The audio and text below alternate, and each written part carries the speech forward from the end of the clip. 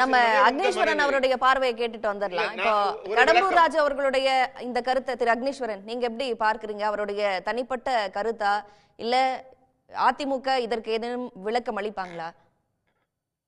அனைவருக்கும் வணக்கம்.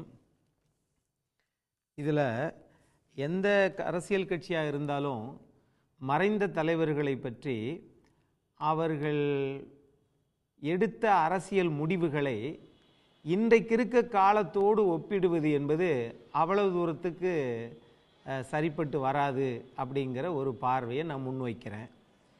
ரெண்டாவது, அரசியல் கட்சியினுடைய தலைவர்கள் காலத்துக்கு ஏற்றது மாதிரி சில நாட்டினுடைய அரசியல் தட்பவெட்ப சூழ்நிலைக்கு ஏற்றது மாதிரி சில முடிவுகளை எடுப்பாங்க.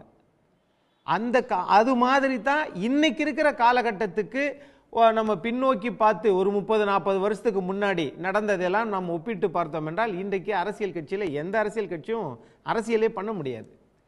அப்படி நீங்கள் பார்த்தீங்கன்னா புரட்சி தலைவர் எம்ஜிஆர், மேதகு பிரபாகரன், எல்டிடி அந்த அமைப்பினருக்கு அவரால் இயன்ற அளவுக்கு உதவினார். அரசாங்கத்தின் ரீதியாகவும் மத்திய அரசாங்கத்தின் மூலமாகவும் தன்னுடைய சொந்த உடைமைகளை கூட அவர் உதவி செய்தார். ஆனால் அதுவே காலகட்டத்தில் சில மாற்றங்களும் அதே இயக்கத்தில் ஏற்பட்டுச்சு. அதே மாதிரி தான் காங்கிரஸும் திமுகவும் அவ்வளவு ஒரு கொடிய மிருகங்களை போல் அவர்கள் விவாதித்துக் கொள்வார்கள் வார்த்தைகளால். ஆனால் இன்றைக்கு காங்கிரஸும் இன்றைக்கு திமுகவும் ஒட்டி பிறந்த இரட்டை குழந்தைகளை போல ஒன்றாக இருக்கிறது. இது காலத்தினுடைய மாற்றம். அது மாதிரி தான் இன்னைக்கு அவங்க பேசினது சரியா தவறா என்பது பார்ப்பதை காட்டிலும் இன்னைக்கு இருக்கிற சூழலில் பார்க்கிற போது இந்த அரசியல் காலத்துக்கு ஏற்ற மாதிரி முடிவுன்னு சொல்றோம் இல்லையா? அம்மையார் ஜெயலலிதா அன்றைக்கு முடிவை எடுத்தார். எடுத்ததற்கு பிறகு 2001 மிக பிரம்மாண்டமான ஒரு ஆட்சி அதிகாரத்திற்கு தமிழக மக்கள் அவர்களை அரியணை ஏற்றினார்கள். அது மாதிரி சட்டமன்றம், அது நாடாளுமன்ற தேர்தல். ஆமா. ஆனால் அதே மாதிரி கொஞ்சம் நீங்க பின்னோக்கி பார்த்தீங்கன்னா இதனாலதான் இந்த ஆட்சி கவிழ்ந்தது என்பது நம்ம பின்னாடி போய் பார்க்கறதை விட அதுக்கு முன்னாடி நடந்த காலகட்டத்தை நம்ம பார்க்கணும்ல. ஜெயின் கமிஷன் ரிப்போர்ட் வந்ததற்கு பிறகு சீதாராம் கேசரி அவர்கள் காங்கிரஸ் என்பது அந்த தேவகவுடா அமைச்சரவையில் பிரதமராக இருந்தபோது நீங்க திமுகவை அமைச்சரவையில் இருக்கவிடக் கூடாது என்று சொன்ன காரணத்தினாலே ஆட்சி கவிழ்ந்தது. அதற்கு பிறகு ஐக்கிய குஜரால் ஆட்சியும் கவிழ்ந்தது. காரணம் ஜெயின் கமிஷனுடைய அறிக்கை. ஆக அன்னைக்கு காங்கிரஸ் திமுக வெளியேற வேண்டும் என்று 2 பிரதமர்களுடைய ஆட்சியை கவிழ்த்தது. ஆனால் இன்றைக்கு அப்படியா இருக்கு? இல்லை. இன்னைக்கு இந்திய நாட்டினுடைய பிரதமரையே திமுக தான் தீர்மானிக்கிறது, காங்கிரஸை காட்டிலும். இது அரசியல் சூழ்நிலைக்கேற்ப மாறும். இன்னொரு விஷயம், இங்க மரியாதைக்குரிய நம்மளுடைய தேனி நாடாளுமன்ற உறுப்பினர் திரு தங்கத்தமிழ் செல்வன் சார் அவங்க சொன்னாங்க. என்ன சொன்னார்னா 5 நிலைகளை சொன்னாங்க. என்னன்னா அதாவது ஒரு வளர்ச்சி, அப்படி அப்புறம் பிரம்மாண்டம், அப்படி ஒரு வீழ்ச்சி அப்படின்னு. இது வியாபாரத்துக்கு வேண்டுமானால் பொருந்தும். It is called business cycle அப்படின்னு சொல்லுவாங்க. ஆனால் பூம், ரெசெஷன் இதெல்லாம் டெவலப்மெண்ட் இதெல்லாம் வரும். ஆனால் அரசியலுக்கு அது பொருந்தாது. 13 ஆண்டு காலம் ஆட்சியில தமிழ்நாட்டில் புரட்சி தலைவர் எம்ஜிஆர் இருக்கும் வரை தமிழ்நாட்டில் திமுக ஆட்சிக்கு வர முடியவில்லை. அது மட்டும் இல்ல, தொடர்ந்து அப்படி இருந்தாங்க. இதெல்லாம் வரலாறு சார், இப்ப வரலாறு இல்ல வரலாறு. அதை காட்டி இன்னைக்கு இவங்க சொல்றாங்கல்ல, நாங்கள் மொழிக்காக திமுக இருக்கிறது, சித்தாந்தத்திற்காக இருக்கிறது, எல்லாம் கரெக்ட். நான் ஒரே ஒரு கேள்வி மரியாதைக்குரிய நாடாளுமன்ற உறுப்பினர் திரு தங்கத்தமிழ் செல்வன் அவர்களுக்கே நான் கேட்கிறேன். நீங்கள் மொழிக்காக போராடுகிறீர்கள், உண்மைதான், நான் மறுக்கவில்லை. ஆனால் அகில இந்திய வானொலி நிலையம் என்பதை ஆகாஷ்வாணின்னு மாத்திட்டாரு, அது கூட விட்டுருவோம். ஆனால் அண்மையில ராஜேந்திர சோழனுக்கு முடிச்சினேன் மக்களுக்கு போய் சேரணும். ராஜேந்திர சோழன் இந்த டாபிக் பாஜக தான் மத்தியில் இருக்கு. மொழிக்காக சொல்றாங்கல்ல, அப்ப இன்னைக்கு டாபிக்கும் மொழிக்காகவும் என்ன சம்பந்தம்?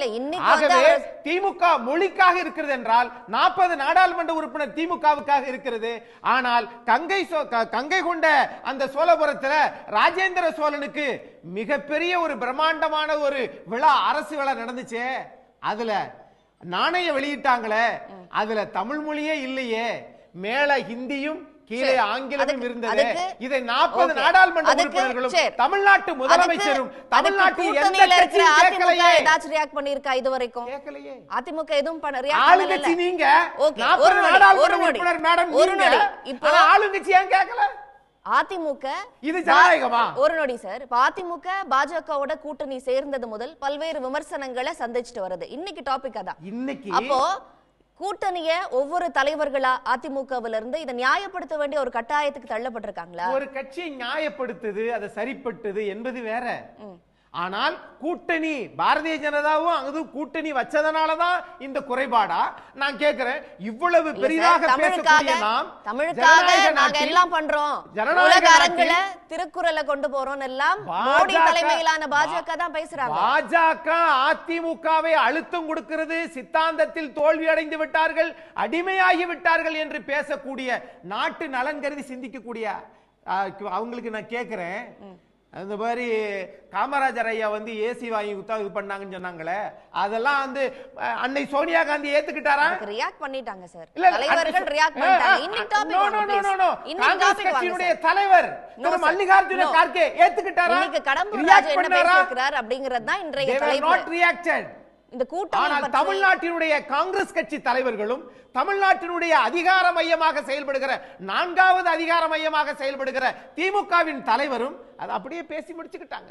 ஆக அவர்களுக்குள் நடந்தால் எந்த பிரச்சனையும் வெளியே போக விடாம பாதுகாத்துக்கிறதும் ஒரு அரசியல் வியூகம் என்றால், இன்னொருத்தர் ஒரு தும்மல் தும்மினால் கூட அது அரசியல் வியாக்கியானம், ராஜதந்திரம் என்று பேசினால் இது ஏற்புக்கூடியதா? இந்த காலகட்டத்துல வரலாற்று பிழை அந்த ஆட்சியை கவிழ்த்தது அப்படின்னு இவர் பேச வேண்டிய அவசியம் என்ன? நியாயப்படுத்துறதுக்காக பேசுறாரா? இதன் மூலமா எடப்பாடி பழனிசாமிக்கு ஒரு நெருக்கடி வர உருவாகி இருக்கா? எந்த நெருக்கடியும் கிடையாது.